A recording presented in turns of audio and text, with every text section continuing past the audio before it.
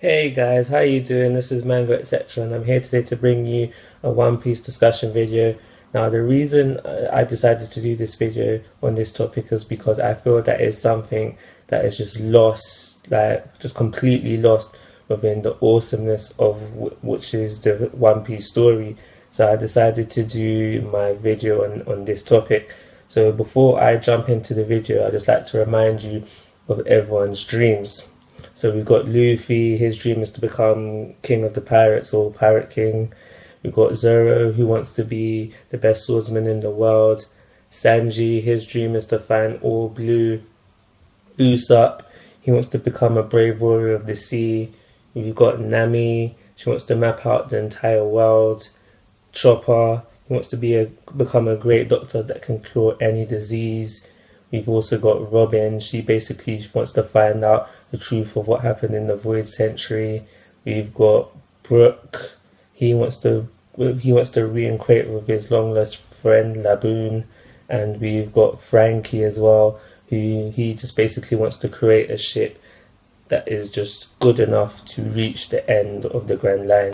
In order for me to decide amongst myself who I thought would be the first Straw Hat to achieve their dream, I had to use a traffic system to help me decide. So it's basically how this system works is I've given a red to the Straw Hats, who I think would blatantly not be the first to achieve their dreams, and then yellows for the maybes, and the greens will be for the people I think who are most likely to achieve their dreams first. Now moving on to the people who I gave reds, and these go to Nami, Chopper and Brook. Now let me go on to explain why for each one. So Nami, as we know, her dream is to map out the entire world. So in order for her to achieve her dream, she needs to go to every country, every island in the entire One Piece world.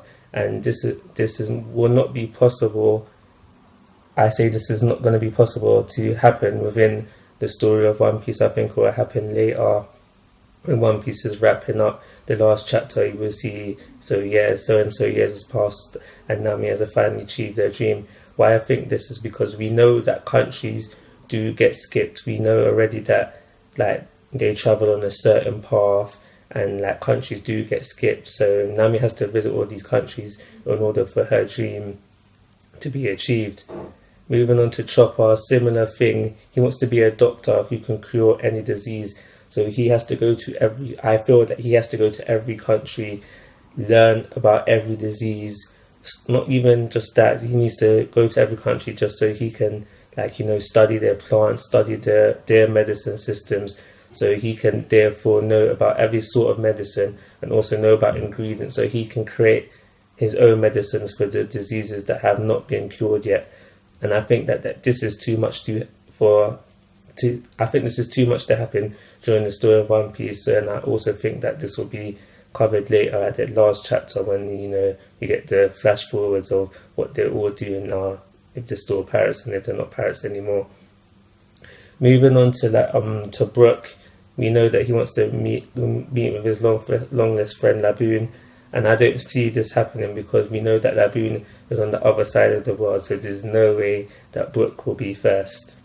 Moving on to the yellow lights, I have down Luffy, Robin and Frankie, and this is because all of their dreams involve Reach and Raftel. It's been heavily hinted that One Piece is in Raftel. It's been said that the last Rio Poneglyph that has the truth about the Void Century on it is said to be in Raftel, and Frankie wants to build a ship that can reach the end of the Grand Line, which is Raftel. So all of these things involve Reach and Raftel, and this is why they're on the yellow. They reached the yellow stage of my traffic light system, and I do think there is dreams that can be achieved before Reach and Raftel. So this is why they all got yellows. So lastly, I'm going to move on to the greens, and for the greens, I have Zoro, Sanji, and Usopp. Now, firstly, I want to talk about why Sanji reached the green. I do think that Sanji's dream of finding all blue heavily lies within the theory that in order for all blue to exist, the red line has to be destroyed. Now, if that's true, then Sanji will not achieve his dream anytime soon. But I also do believe that it is possible for All Blue to exist somewhere else. And like, because we know that All Blue is supposed to have fish from all north blue, north, west, east, and south blue. And I do believe that this sea could magically exist by some other means in some other part of the New World. So moving on to Usopp, he could be first, but I don't think that this will be the case. I think that his dream will not be achieved until after the Raftel arc.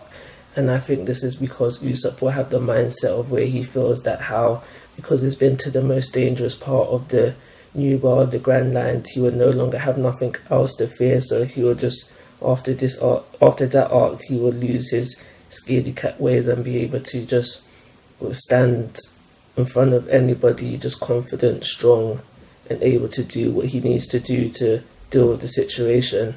So that just leaves one person and my winner, and that is going to be Zoro. Now, let me explain why I do think that Zoro will be the winner. I think that I think he will achieve his dream 1 to 2 arcs before we reach Raftel.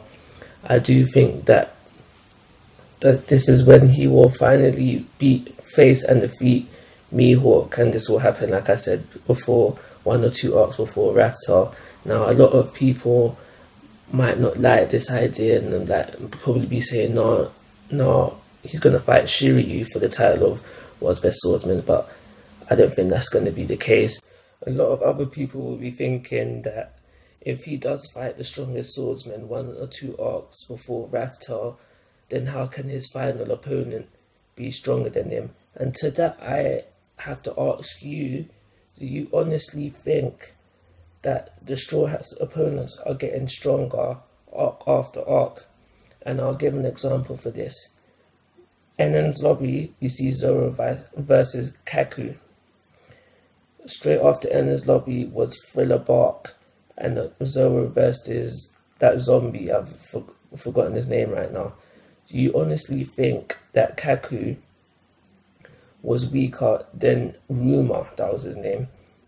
I don't think that's the case. I think if you go back and watch the fights, Kaku displays more destructive feats, just more diversity in general in his fighting skill set. And I do strongly believe that Kaku is stronger than that zombie that Zoro faced in Thriller Bark. So I don't think that the opponents are getting stronger as just like arc by arc. Like, I think it's a bit more than that, really. And on the other side of that, I say that how maybe Zoro's last opponent won't be a swordsman, and therefore it will be his strongest opponent because it's not a swordsman. I don't necessarily think that Zoro always has to fight swordsmen. So that's it, guys. My winner is Zoro. Like always, I'm asking for your thoughts and opinions. If you haven't already, please subscribe to my YouTube channel. But most importantly, take care. Have a nice day.